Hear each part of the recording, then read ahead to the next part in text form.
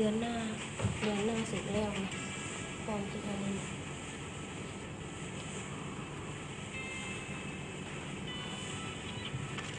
เสร็จแล้วอ่อนจะให้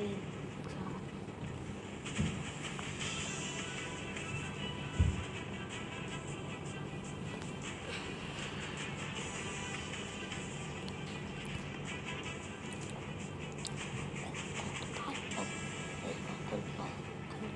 โกงไปแล้วเฮ้ยน้องมีคักดูได้หรอ2 บาทน้องมีซับรถคือเวียดนามนี่มาละ3 บาทละเอาลูกปืนออก3ไม่มีซับโอ้ยเกินมีเด้ออักอาชินีเดี๋ยวนี้ไอ้กระหูมันมีอีกแน่ว่าแล้วนี่จับตีกลบมันนี่สัวก็ปรากฏว่าที่ซุ่มเอานั่นน้องเฮ็ดนี่ดีก่อนแบบไอ้โจนะเอานี่แบบอนุชาบอลนี่นะเฮ็ดถึงสิตีก่อนไม่ต้องไปซุ่มเนาะซุ่มมาเด้อซุ่มเอาลายปืน AKA คือนะให้ถึงสิตีก่อนให้เราแบบเขาเติมไปมันก็เราไม่ได้เสียเพชรลายได้แต่ใบอันนั้นนะได้ใบอันนั้นแล้วก็เร็วได้ของฟรีดิแล้วก็เปลี่ยนตัวเพชรหลายเถื่อแล้วก็เพชรไปซื้ออื่นได้จับมือออกเลยไหมเด็ก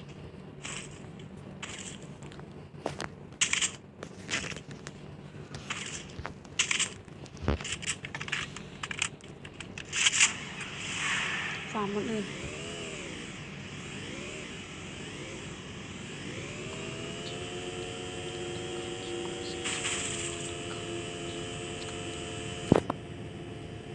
มึงเบิ่งบักน้อยห้องเพลงคนกินก็ไปต้องบักกันน่ะรุ่นเฮาแหละคานเจนก็คือบ่มีแฮงนี่แหละบักน้อยน้อยรุ่นเฮาน้อยก็ต้องว่าจังแหละ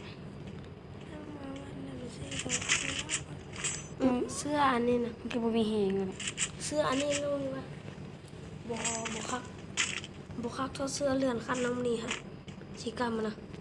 โอ้เท่เด้อให้ก็ว่าที่มันแบบคือโอ้ยมูจะเบามันแบบ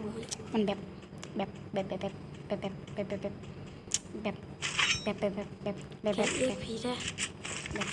ยามมันเขาลมกันยามบุยคนลมกันเรื่อง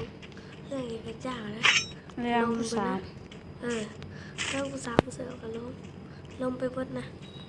แล้วตอนนี้คนแล้วกันเจอมีคนแล้วกันมีแต่ค่าแค่เขาไปเห็นนักจันเบอร์โจเขาเราไม่ค่อยอ่อนให้เราเป็นเลยที่ชอบคนมาเข้าอีกบอกบุคคลมึงเป็นแม่งอีเดียวอึดอัดคนอึดอัดปันนะคุณนะคนนั้นแบบเขาเล่นทีมไม่ได้นะแคนตอนนั้นน้องนี่เข้าแคนนั้นMA ลาวาตอน MA ลาวาดังไหมอยู่วัดเวลาดังไหมเนาะยุ่งแคนเขาหูปดน้องนี่เข้าแคนเขาจะพูดจักอะไรนะเพราะนั่นคือกันบอกเขาได้แม่บอกเขาลิ้นได้ไหมไอ้กระบอกนะบอกเท่านั้นเท่านี้ดันแคน4 คน3 คนก็ได้ลีนคือการออกลีนนะบักลี่เมื่อนี้มันวางเหียนลีมาเลยเป็นเหี้ยงมันบอลบักลี่มันก็อ่อนชุบมืออ่อนชุบมืออ่อนแต่ตอนแรกบักลี่นะมันจะเอา14ไม่มีแล้วลมกันธรรมดาบอกเขาก็ตั้งหลักสิย้ำนะคะก็ลงไปย้ำนี้ให้คนยุบคิดแล้วบอกพวกข้าแค่เราเจริญเพราะฮอร์โมนเจริญพรยานอยู่ เขาลิ้นเขามีแค่4 คนก็ได้หน้าแขนนั่นนะ ลิ้น4 คนแบบลิ้นอ่อน ลิ้นทีม มันอ่อนบ่อ่อนมื้อเช้าก็อ่อนมื้อแลงสินะ ลิ้นทีมตลอด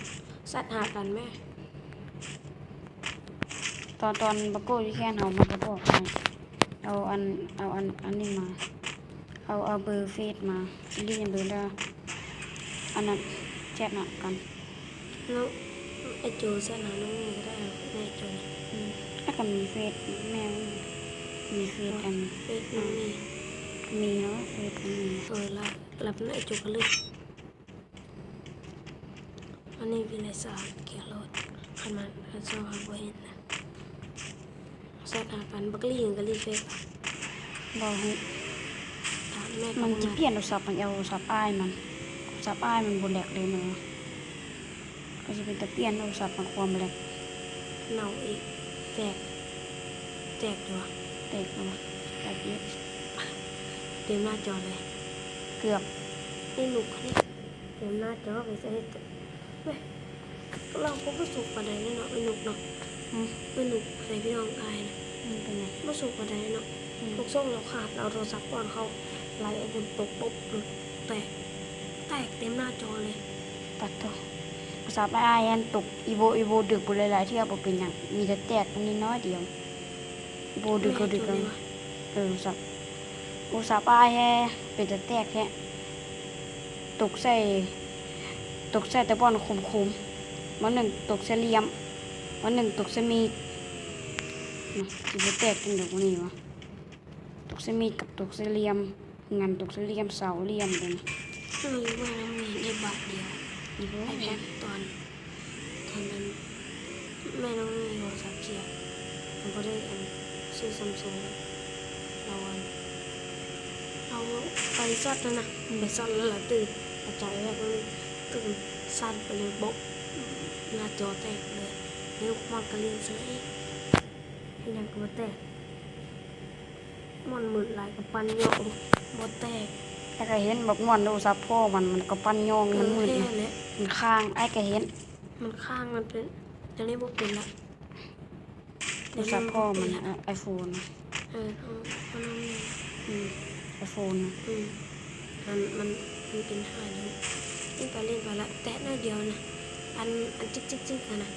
มันเป็นขีดนะ รัวเอง มันแม่ยังได้ขึ้นมาตลอดพอแตะโทรศัพท์หน่อยนึงแล้วมันก็ปันโยงบบตลอดตอนนี้แล้วก็ไปหาห้ามเพิ่มให้ได้แล้วตอนนี้ก็ต้องมีกันฟาดจะเคลื่อนหลายเทื่อบดแตกไม่ใช่ปานนั้นก็ได้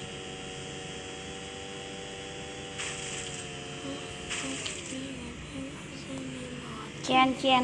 นอีมีลาวาเดี๋ยวนี้ตกลุกละแคนอีมีลาวานะเป็นที่ดูตกลุกประสิทธิภาพตกกัน ตอนนึงโทรศัพท์ให้ก็ก่อน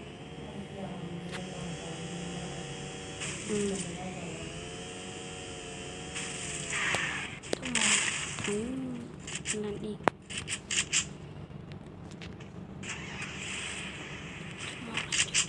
น้ำหมู ตรง สุด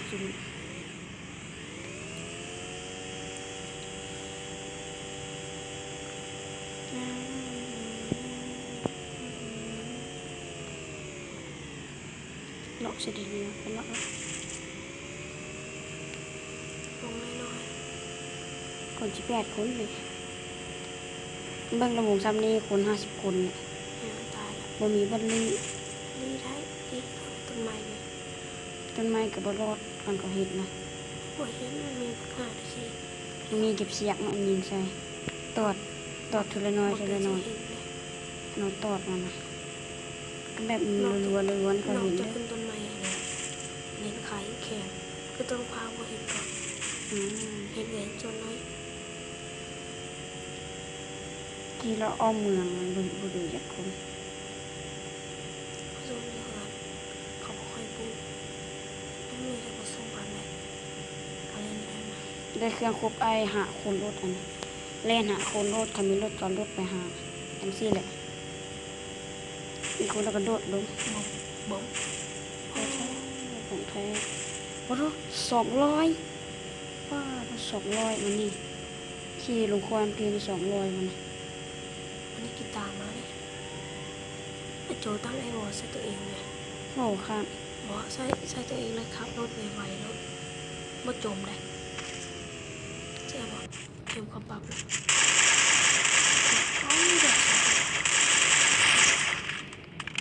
ย้อนนั้นนี่แหละน้องเนี้ยย้อนเอเค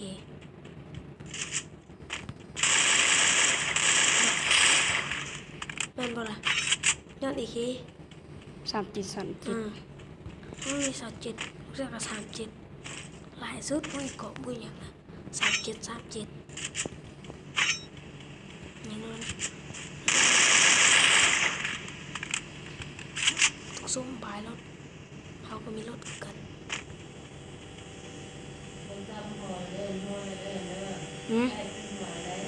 ห่อเหงาลูกทอดออกมากินนี่ทอดแล้วก็เสียบใหม่ทอดออกตะดุนพุ่น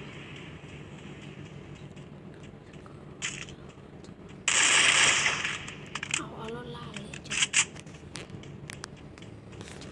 อยู่ครัวมีคนอยู่ครัวดับมัน โอ้ถูกเสียง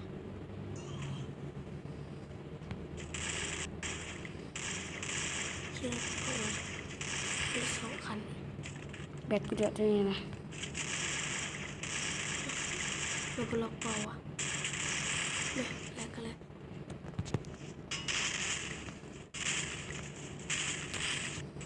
แอกตะลินได้แบตจะเบิดเป็นสินะ เสียบเสร็จตัว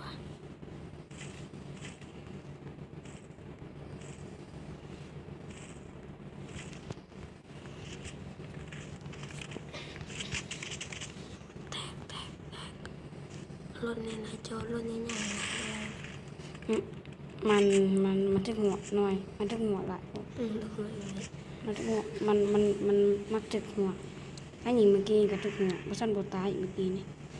บ่อเหลือเนี่ย ยิงไปตัวไปเลยระเบิด มองย่านกันมันตั้งแต่ว่าก็บ่ตายหรอกเนี่ยทะลุ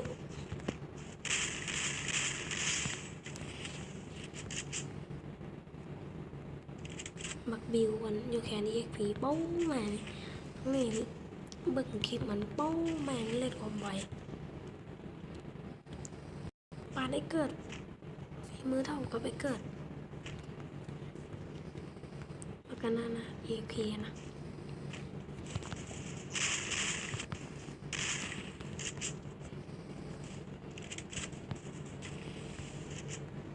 ว่าหยงคางเดี๋ยววะ แบตชีวิตเป็นไงเด้อ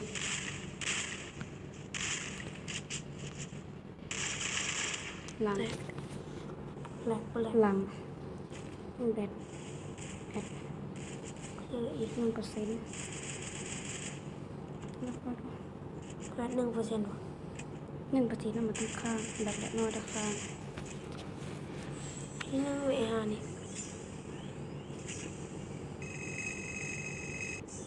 โอ้โหย เดี๋ยวตัดคลิปก่อนแป๊บเดียว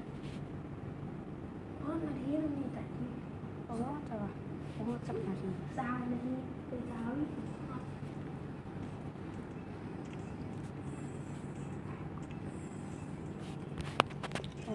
40 หักร้อย140แล้วมี200 ปลายแล้ว มีภารกิจแปลก นี่มันในภารกิจเพราะน้องมันมีดุออกตัดคลิป